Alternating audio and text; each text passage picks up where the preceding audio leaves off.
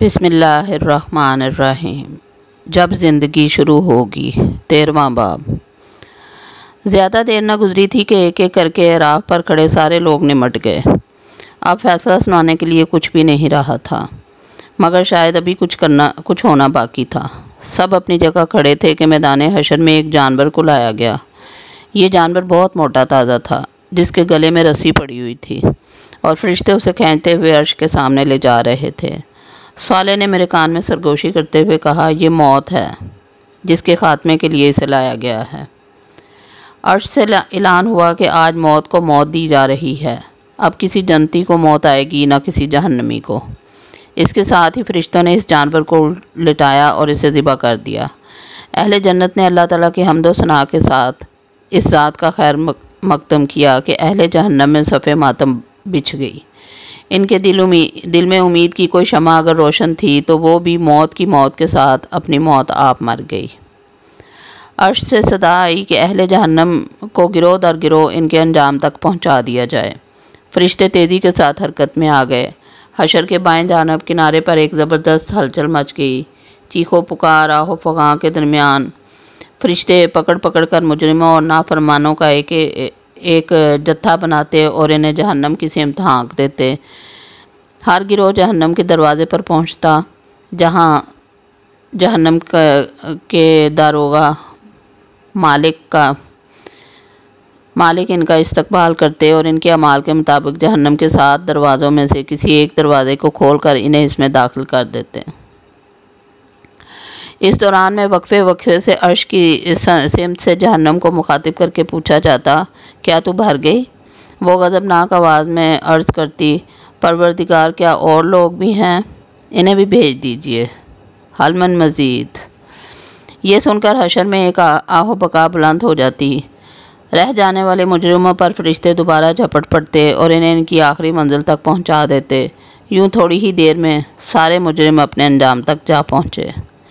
اس کے بعد عرش سے صدا بلند ہوئی، اہل جنت کو ان کی منزل تک پہنچا دیا جائے۔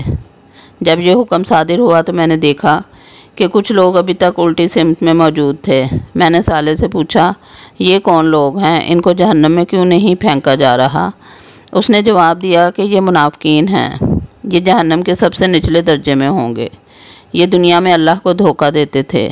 آج ان کو نہ صرف بدترین عذاب ملے گا، بلکہ ان کی دھوکہ دہی کی پاداش میں ان کا انجام ایک دھوکے سے شروع ہوگا۔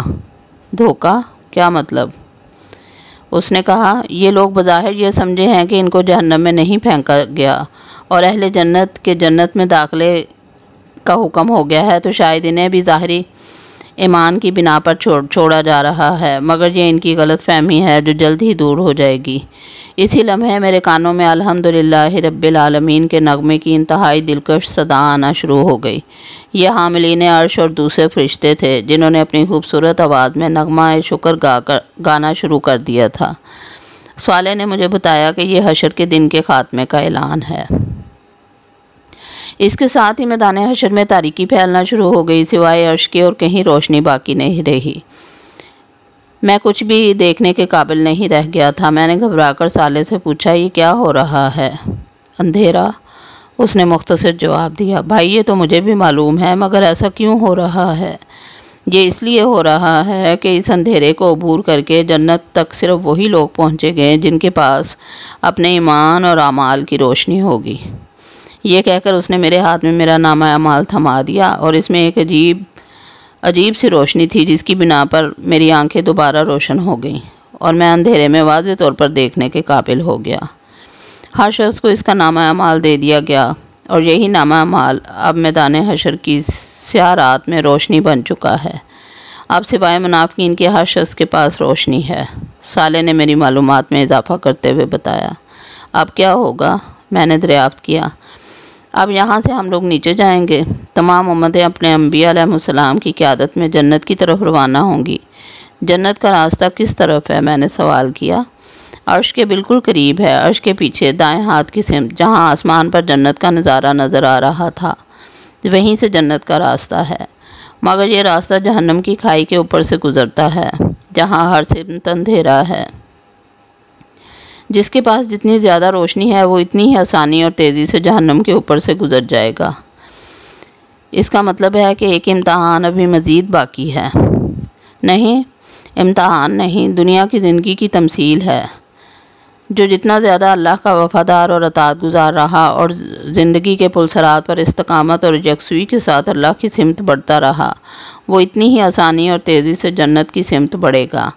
لیکن ہلکے یا تیز سارے دائیں ہاتھ والے یہاں سے گزر جائیں گے، سوائے منافقین کے جو ایمان و عمل کی روشنی کے بغیر اس کھائی کو پار کرنے کی کوشش کریں گے اور جہنم کے سب سے نچلے گڑھے میں جا گریں گے، جہاں انہیں بدترین عذاب دیا جائے گا۔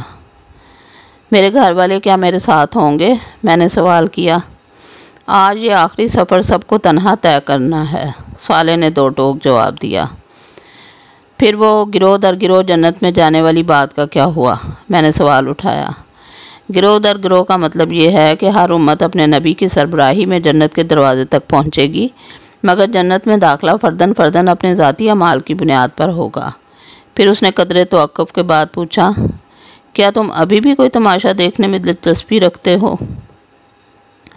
میرے ہاں کہنے سے قبل ہی وہ مجھے لے کر تیزی سے آگے بڑھ گیا، جہاں تک کہ ہم ایک ایسی جگہ آ گئے جہاں لوگوں کے پاس بے حد تیز روشنی تھی۔ ان کی روشنی ان کے آگے آگے اور دائیں سمت میں اور ان کے ساتھ ساتھ چل رہی تھی۔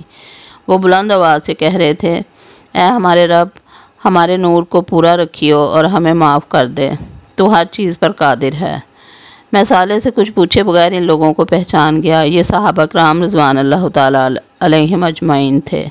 ان سب سے آگے رسول اللہ صلی اللہ علیہ وآلہ وسلم تھے، جن کی ذات سراپہ نور بنی ہوئی تھی۔ میں ان لوگوں کی پیروی میں انہی کے الفاظ دہرانے لگا۔ یہ وہ قرآنی دعا تھی جو میں زندگی بھر پڑھتا رہا تھا، لیکن اس دعا کو پڑھنے کا اصل وقت اب آیا تھا۔ اسی طرح چل رہے تھے کہ صالح نے کہا، اب تماشا دیکھو۔ اس کے ساتھ ہی میں نے دیکھا کہ کچھ لوگ دوڑتے گرتے پڑتے صحابہ کرام کے پاس آئے، مگر ان کے پاس کوئی روشنی نہ تھی۔ انہوں نے آتے ہی دہائی دینا شروع کر دی، ہمیں بھی اپنی روشنی میں سے تھوڑا سا حصہ دے دو۔ صحابہ میں سے بعض نے اپنے پیچھے میدان حشر کے سیدھے ہاتھ کی طرف اشارہ کرتے ہوئے جواب دیا کہ ہم تو یہ روشنی پیچھے سے لے کر آئے ہیں، تم بھی پیچھے لوٹو اور وہاں سے روشنی لے لو۔ یہ سن کر سارے منافقین جلدی سے اس سمت بھاگے، مگر جیسے ہی انہوں نے دائیں طرف جانے کی کوشش کی، انہیں معلوم ہوا کہ یہاں تو ایک دیوار موجود ہے۔ اس دیوار میں بعض مقامات پر دروازے بنے ہوئے تھے جن پر فرشتے تعینات تھے۔ ان لوگوں نے ان دروازوں سے اندر جانے کی کوشش کی، لیکن فرشتوں نے انہیں مار مار کر وہاں سے بھگا دیا۔ ان کے پاس روشنی حاصل کرنے کی کوئی شکل نہیں رہی۔ چنانچہ وہ دوبارہ لوٹ کر صحابہ کرام کے پاس واپس آ گئے اور ان سے کہنے لگے، دیکھیے ہم بھی مسلمان ہیں اور دنیا میں آپ کے ساتھ ہی تھے، آپ کو تو معلوم ہے، ہماری روشنی کے لیے آپ کچھ کیجئے۔ جواب ملا، بے شک تم ہمارے ساتھ تھے، لیکن تم نے خود اپنے آپ کو فتنے میں ڈالا۔ تم اس دن کے بارے میں شک میں رہے اور تمہارا اصل مقصد دنیا کی زندگی ہی تھی۔ تم نے شیطان کی پیروی کی اور اس نے تمہیں دھوکے میں لے رکھا۔ سونا آج تم کچھ دے دلا کر چھوٹ سکتے ہو، نہ کوئی کافر۔ یہ سن کر منافقین کو یقین ہو گیا کہ ان کا انجام بھی کفار سے مختلف نہ ہوگا۔ پیچھے جانے میں انہیں نقصان محسوس ہوا، چنانچہ انہوں نے اندھیرے میں ہی راستہ پار کرنے کی کوشش کی، مگر روشنی کے بغیر اس کوشش کا نتیجہ جہنم کی کھائی تھی۔ چنانچہ ایک ایک کر کے سارے منافقین چیختے چلاتے ہوئے جہنم میں جا گرے، جہاں نیچے عذاب کے فرشتے ان کا انتظار کر رہے تھے۔ ہم یہ سارا منظر دیکھتے ہوئے بلند آواز سے یہ دعا پڑھتے ہوئے عرش کی سمت بڑھتے رہے، اے ہمارے رب، ہمارے نور کو بجھنے نہ دے اور منافقین کے انجام سے ہمیں بچاتے ہوئے ہماری بخشش فرما، بے شک تو ہر چیز پر قادر ہے۔ وما علینا الا البلاغ۔ اللہ حافظ۔